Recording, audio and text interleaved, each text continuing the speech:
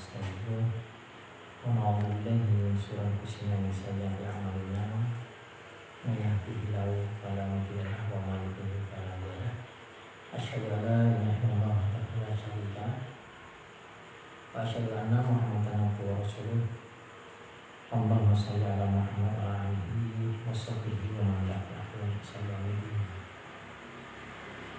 Allah Ta'ala kita berkali A'udzubillahi minasyaitonirrajim. Bismillahirrahmanirrahim. Ya ayyuhalladzina amanu ittaqullaha haqqa tuqatih wa la tamutunna illa wa antum muslimun.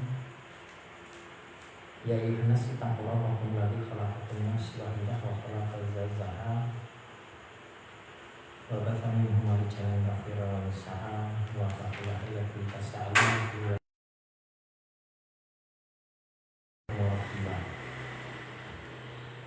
Ya ayyuhalladzina amanu taqullaha wa qawlan sadida yuslih lakum a'malakum wa yaghfir lakum dhunubakum wa man yuti' Allaha wa rasulahu faqad faza fawzan 'aziman wa inna as-salata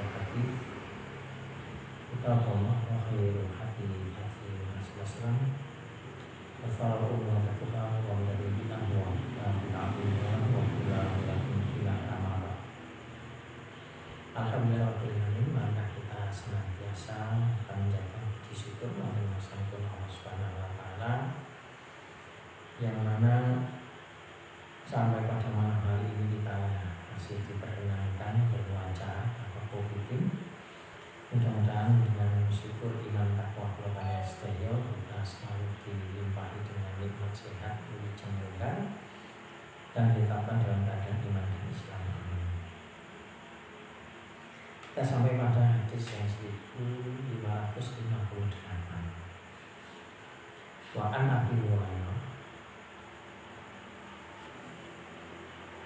radhiyallahu anhu qala Rasulullah sallallahu alaihi wasallam man naqasat sadaqatun mimma wa mazadallahu abdan bi afwin illa izah wa ma tawadda'a alhamdulillah illa rafa'allahu ta'ala akhrajahu Muslim.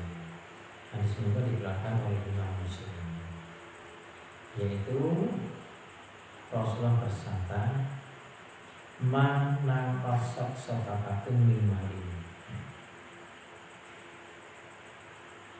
mana kosong, tidaklah sedekah dengan harta itu akan mengurangi menakosok sedekahun harta seseorang. Tidaklah Allah menambah bagi seseorang hamba. Wa mazadallah, Allah tidaklah menambah dan seorang hamba fi afwin illa izah, kecuali kemuliaan, dan tidaklah seorang pun bersikap tawadhu kepada derajatnya. Dalam hadis ini terdapat 3 buah hikmah yang itu jatuh sabda beliau, tidaklah sedekah dengan harta itu akan mengurangi harta seseorang. Karena sesungguhnya harta yang kita punya itu adalah yang kita sedekahkan. Yang kita makan ya sekedar kita makan bilang. Sabda beliau mencakup 3 pengertian, sehingga Allah Subhanahu wa taala akan mengembangkan harta tersebut, mensucikan dan memberkatinya hingga tertolaklah segala macam kerusakan harta dan diberkahilah harta tersebut secara lahir dan batin. Nah, ini yang paling penting itu, bahwa harta itu diberkahi secara lahir dan batin. Secara lahir dan batin kalau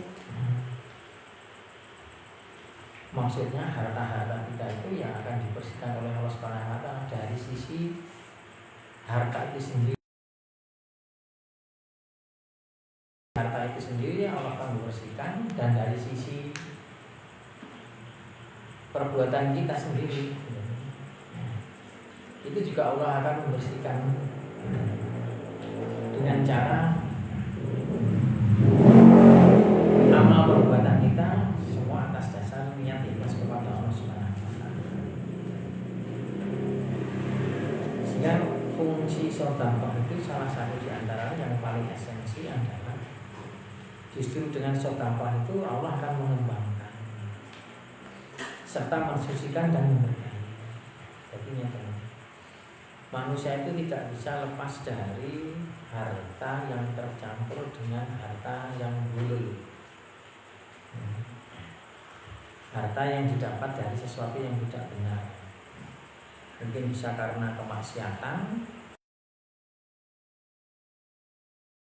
karena kelalaian dan seterusnya. Nah, menikah caranya mensucikan ya dengan cara sedekah niku. Itu hikmahnya sedekah mensucikan demikian. Contoh awake dhewe misalkan contoh ada orang yang melakukan kemaksiatan dalam konteks harta benda, mencuri atau korupsi, misalnya paling santer kan berkaitan dengan korupsi. Berkaitan dengan korupsi itu ngomong tobat aku tidak ada korupsi, selesai Pak. Itu selesai hanya sampai kepada kemaksiatannya. Karena punya salah kepada Allah Subhanahu wa taala melakukan korupsi atau mencuri yang bukan haknya. Tetapi harta yang didapat dari mencuri atau harta yang didapat dari korupsi, nah ini belum suci. Kita istighfar dengan Allah, tobat tidak akan mengulangi walau yisiru ala ma fa'alu wa hum ya'lamun, itu selesai semua urusan dengan Allah dan Allah pasti mengampuni. Dan jangan sampai ada kita ketika sudah tobatan nasuha kita punya keyakinan bahwa Allah tidak mengampuni. Jadi jangan sampai, karena tidak ada dasarnya bahwa kita harus percaya bahwa Allah tidak mengampuni. Nah masalah harta ini harus dikembalikan. Ini harus dikembalikan. Sanajan nanti pengembaliannya lewat kita ada hukum positif itu yang menentukan seberapa yang harus dikembalikan, karena rugi material sama imaterial kan dihitung. Rugi material sama imaterial itu kadang-kadang dihitung dalam dikonversikan dalam bentuk nominal juga. Yang dikorupsi selama 1 juta dia punya kerugian dan sebagainya hitung-hitungan itu ya. Maka nanti hakim bisa menentukan mungkin tidak 100 juta yang harus dikembalikan. Itu pengadilan yang menimbang-nimbang berapa. Tapi intinya konsep agama bahwa itu harus dikembalikan baru bersih hartanya. Nek maksiat ini. Tapi kalau kita tidak melakukan kemaksiatan, apakah mencuri, tapi tetap manusia kan namanya manusia punya salah ya, pasti bercampur. Pokok gaya negeri dong. Pokok gaya negeri sing normatif orang normatif tidak relatif lagi nih. Normatif bahwa itu murni namanya dari negara. Itu tidak bisa lepas dari harta-harta itu bercampur dengan hal-hal yang tidak sesuai dengan syariat. Nah, hal-hal yang demikian yang tidak kita ketahui atau hal-hal yang tidak bisa kita elakkan atau hal-hal harta yang memang di luar dari bukan kemampuan lagi, kelalaian atas kelalaian kita. Nah, itu dengan sedekah suci. Mesti awal kita harus bersedekah. Dalam konteks ini kalau kelebihan harta mesti harus dengan zakat dijadikan untuk membersihkan mereka. Yaitu tahiruhum, membersihkan jiwa kita. Yaitu apa? Melaksanakan perintah Allah dengan melaksanakan zakat itu, mensucikan jiwa kita.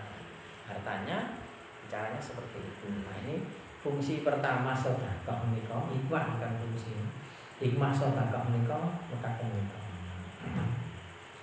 Yang dimaksud membersihkan secara lahir batin.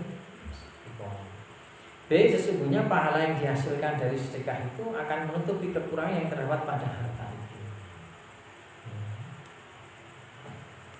Maka seseorang yang bersedekah apabila ia mendapatkan kekurangan pada satu sisi, tetapi pada sisi yang lain ia akan mendapatkan tambahan yang lebih banyak. Yang jelas sifatnya di sini banyak di sini artinya kita harus konotasinya berkah, barokah. Berkah itu jangan diartikan juga nanti kemudian akan kaya dalam konteks kita punya harta yang banyak, tidak. Berkah itu memberikan efek tambah juga bisa dalam konteks tambah, atau dalam konteks kita tenang, bahagia.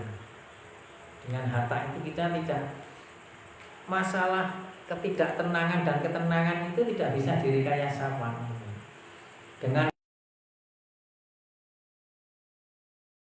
walaupun jenis kok maling umpamanya ngene. Ade etok-etok tenang atau tenang-tenang padahal harta itu suka maling, tetap membuat hati itu kemengsung. Itu sudah hukum. Ketidaktenangannya walau alam bisa jadi karena harta itu sendiri, kemudian atau bukan masalah itu. Ya itulah yang namanya barokahnya, itu berkahnya di situ. Yang diberkah itu bisa secara nominal harta tambah, atau ketenangan hati kita, atau perasaan hati kita mendekat diri kepada Allah Subhanahu wa taala. Ini hartanya berkah.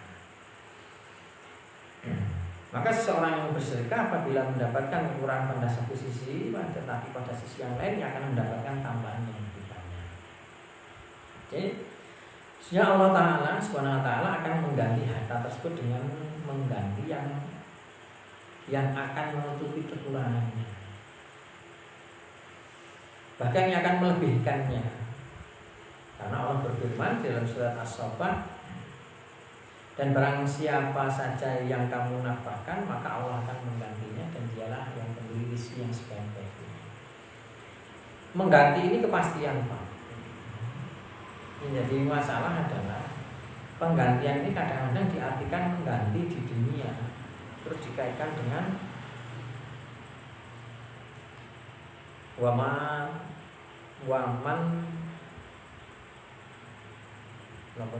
barang siapa bil hasanati, barang siapa beramal, waman sa'a bil hasanati, barang siapa yang punya kehendak atau beramal dengan satu kebaikan, maka asyru amsalnya dibagi 10. Nah ini kadang terus dikorelasi dengan hadis ini. Nanti kali sedekah 10 itu 1.000, 10.000 untuk 1.000, 1.000 itu 1 juta. Nah, kadang langsung dikorelasikan semacam, ya tidak matematis begitu. Mengganti Allah itu jelas, penggantian Allah itu jelas, dan penggantian Allah terhadap pahala itu jelas. Karena masalah penggantian di dunia wujudnya apalah ini yang mesti kita belum pasti, artinya belum pasti itu. Yang namanya doa, yang namanya harapan kita kepada Allah Subhanahu wa taala, dan itu tercetus di dalam permohonan atau doa, atau pahala yang berkaitan dengan ini, pergantian dari Allah Subhanahu wa taala itu intinya semua akan kembali kepada Allah. Allah akan mengganti ya bisa diganti sesuai dengan perbandingannya, cocok, bisa diganti lebih tapi beda bentuknya, bisa diganti ditunda tapi besok, ya kayaknya ada minta.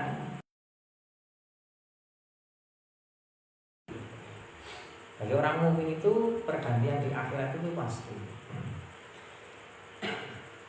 Dalam ayat lain Allah berfirman, siapakah yang akan memberi pinjaman kepada Allah, pinjaman yang baik, yaitu menafkahkan harta di jalan Allah, maka Allah akan berlipat gandakan pembayarannya kepadanya dengan lipat ganda yang banyak. Lipat ganda yang banyak, wow, sampun pelaturakan bisa berwujud dengan wow, asyru amsalihah di pinggir 10, atau tidak di pinggir 10, di pinggir alladzina yunfikuna amwaluhum fi sabilillah summa la yutbi'una ma anfaqu minna wala adza lahum ajruhum inda rabbihim wala khaufun 'alaihim wala hum yahzanun. Barang siapa yang menginfakkan harta di jalan Allah kemudian tidak mengiringi dia dengan apa-apa, azab, hal yang buruk maksudnya, menunda-tunda apa yang dia infakkan itu dengan menyebut-nyebut menyebabkan perasaan hati seperti maka mereka memperoleh pahala di sisi Tuhan mereka. Tidak ada lafapun alaihim walahum yahzanun, artinya surga. Apa seperti ini?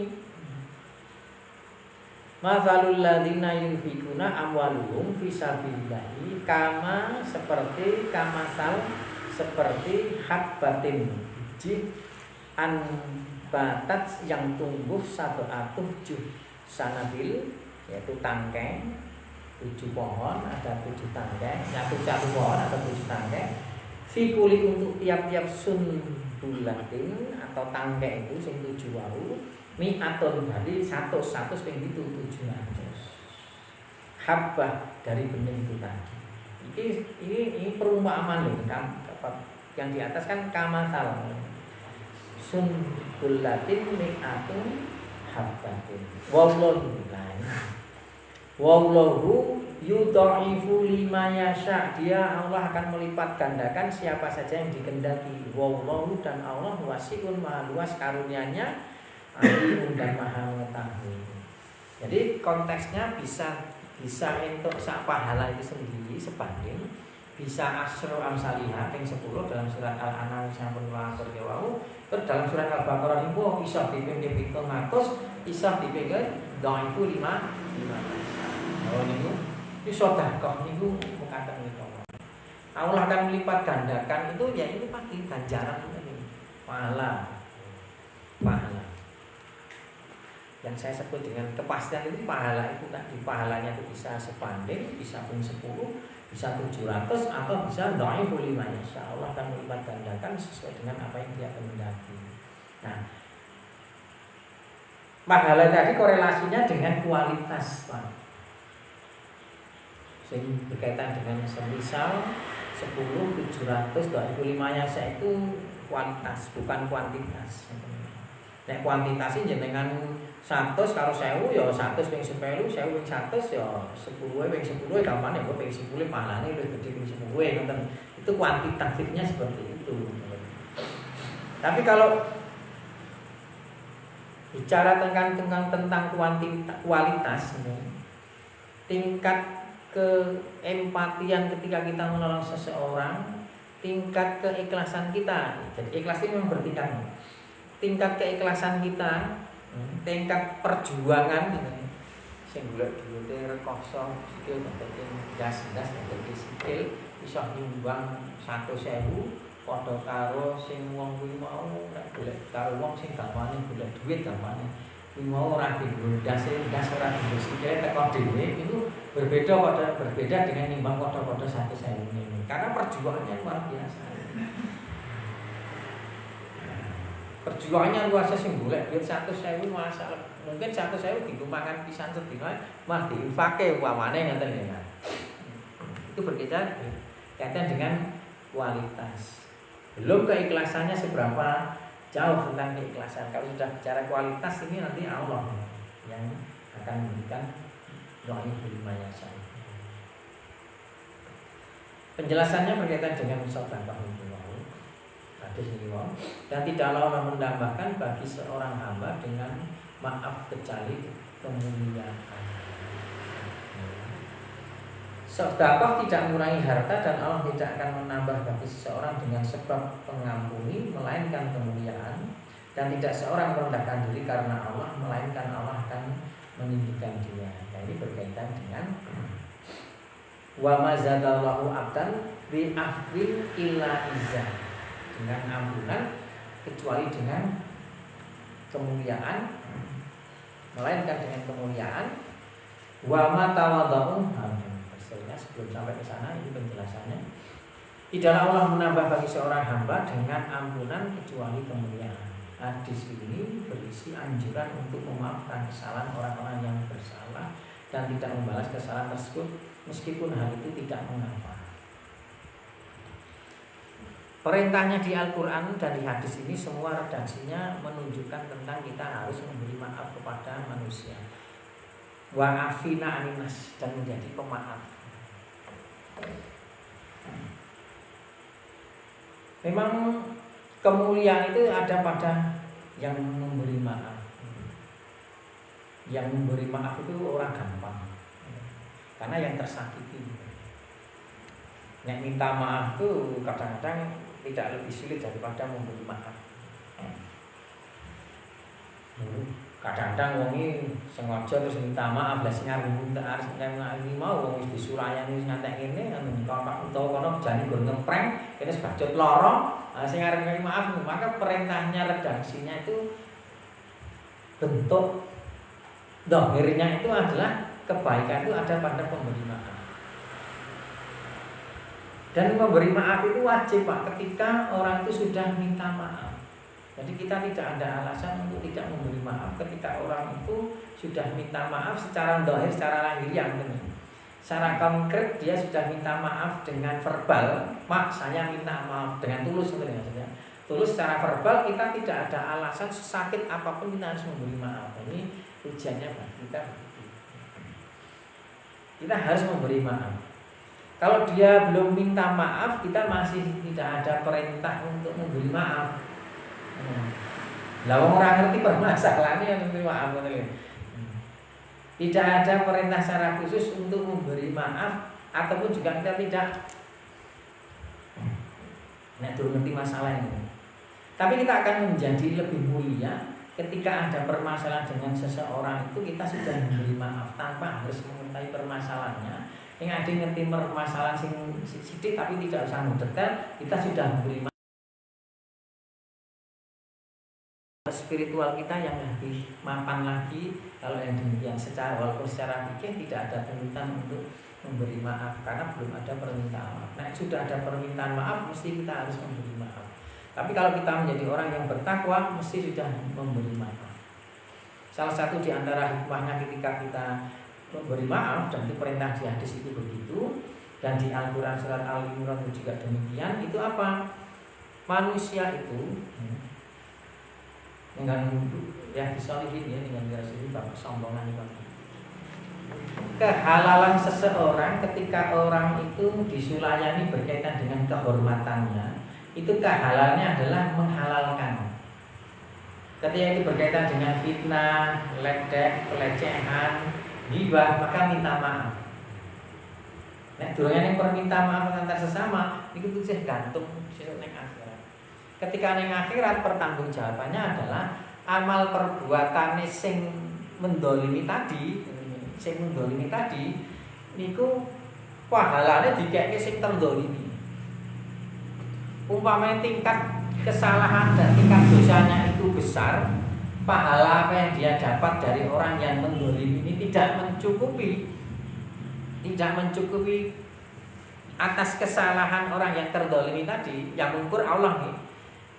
Belum mencukupi, maka dosanya yang terdolim ini dikeke sing mendolimi. Jadi begitu beratnya ketika ada permasalahan dengan manusia. Nah, tetapi konteksnya ketika kita hidup di dunia, nalika sesaungan, kan kita keterbatasan ya manusia. Keterbatasan apa? Ya keterbatasan waktu, keterbatasan keadaan, keterbatasan kemampuan keimanan juga dan sebagainya, semua serba keterpaksaan dan keterbatasan itu. Kadang-kadang ada minta maaf ki ra iso nek disulaya karo wong, malah sok-sok wis ngantek tekan rah-rah jajane di masalah, utawa jajane ada di masalah ning arep minta maaf kangelan. Maka sebenarnya ada kelonggaran rahmat Allah Subhanahu wa taala ketika kita punya masalah dengan seseorang dan seseorang ternyata sudah memberi maaf kepada kita. Niku janjane Allah sudah melebur dosa kita, itu sudah halal. Kalau orang itu sudah memberi maaf, maka anjurannya kita memberi maaf itu tadi begitu. Kita tidak menyusahkan orang, kita gampangke orang. Sehingga perintahnya memberi maaf. Nah, hikmahnya awake dhewe suka memberi maaf, sesuk awake dhewe sing do gedhe pangapurane iki esuk ternyata ning kono nggih wonten ning akhirat. Karena kita suka memberi maaf, karena kita suka orang yang pemaaf dan sebagainya, tanpa harus orang minta maaf kepada kita. Nanti ning akhirat iki ada njek rumangsa di masalah karo wong. Ternyata orang ning perkara karo manungsa. Nah, ini hikmahnya kenapa perintahnya di agama itu yang ditekankan adalah memberi maaf. Tetapi sikap memaafkan seseorang yang bersalah sedangkan ia mampu untuk membalas adalah sesuatu yang sangat agung kedudukannya di sisi manusia dan sangat besar ganjaran di sisi Allah. Nek dia itu ada secara fikih boleh membalas, tapi dia memilih untuk tidak membalas. Betul ya? Memilih tidak untuk membalas. Karena Allah akan mencintainya disebabkan karena ia telah berbuat ihsan. Hingga Allah pun menetapkan kecintaan baginya di muka bumi lagi sing abot menika. Nek disulayani wong nek wong gleleng-gleleng kaya iki iso gleleng. Ini ya sing bener jane ning abot ini. Apa-apa disulayani wong rasa didonate ora balas karo Gusti Allah. Nah ade dimono terus coba bayangno. Iki lho. Wong sing paling bener memang ngono ki mau sing paling apik ngoten niku nek jenenge menungsa dimono terus wah yo piye kan lah. Maka alhamdulillah kita itu di ajaran di agama Islam boleh membalas. Tapi membalasnya tetap harus sebanding. Ini ada yang bisa memberi maaf, Masya Allah. Dan sangat agung kedudukannya dalam pandangan manusia karena sebenarnya jika orang-orang itu mengetahui bahwa ia memaafkan seseorang sedangkan ia mampu memberikan padanya balasan atau ganjaran di sini, sebenarnya manusia akan menghormati dan mengagungkan. Ya memang betul, tapi tidak mudah. Adapun terhadap orang-orang yang mengadakan pembalasan, maka mereka itu tidaklah akan meraih kedudukan yang demikian, kedudukan tinggi di sisi Allah dan mendapat penghormatan dari sisi manusia. Maka barang siapa memaafkan dan berbuat baik, maka pahalanya atas tanggungan Allah SWT. Atau ayat yang lain dari surat Asy-Syura, tetapi orang yang bersabar dan memaafkan, ini Asy-Syura, sebenarnya perbuatan itu termasuk hal-hal yang diutamakan. Dan ayat yang lain Allah berfirman, akan tetapi jika kamu bersabar, sebenarnya itulah yang lebih baik bagi orang yang bersabar. Konteks sabar di sini adalah tidak membalas. Yang sabar artinya ya lebih daripada makna itu. 3 sabda beliau, dan tidaklah seorang pun bersikap tawadhu, ada poin ini, kepada Allah melainkan Allah akan mengangkat derajatnya. Maka seseorang yang bersikap tawadhu kepada Allah, kepada kebenaran dan orang-orang yang melakukannya, niscaya hal itu akan menambah ketinggian derajat orang tersebut di dunia dan akan bertanam rasa cinta padanya di dalam hati-hati manusia, serta ia akan meraih tempat yang tinggi kelak di surga. Ini orang-orang yang tawadhu. Orang yang tawadhu itu artinya orang yang tidak sombong, orang yang tidak meremehkan orang lain. Itu tawadhu itu. Orang yang tidak kibir, orang yang tidak ujub, orang yang tidak orang yang tidak rumongso. Punya rasa hidup itu dhewe rumongso apik nurut rumangsane, kamu kok wong ora nganggep dhewe iki unggul, ning dhewe rumongso unggul lah di situ kibir itu di situ. Ditambah lagi dia meremehkan orang lain tapi rumongso niku. Dampaknya memang begitu, ketika kita itu kibir atau ujub pasti ada efek kita akan meremehkan orang lain, meremehkan orang lain. Peremehan kepada orang lain itu dosa apa? Itu amaliyah yang terlahir cermin dari kesombongan. Tapi tidak setiap kita ada orang yang meremehkan orang lain terus kemudian kita akan mengatakan itu kesombongan. Kekerasan juga demikian. Kekerasan, bakil dan sebagainya itu semua itu amalan tercermin dari kesombongan. Tapi kita jangan langsung memvonis ketika ada orang-orang yang melakukan karakter yang menunjukkan itu adalah pikir kerasnya keras itu keras kepala maksudnya, atau keras juga dalam konteks pemarah lah, arogan itu juga, itu semua amalan-amalan yang menunjukkan kesombongan. Orang sombong pasti kikir, orang sombong pasti keras, orang sombong pasti kan itu belum tentu dia itu sombong, tapi mitip apa jenisnya, batasannya sangat tipis. Mulanya ada aja nanti bermain-main menjadi orang yang sing keras kepala maksudnya.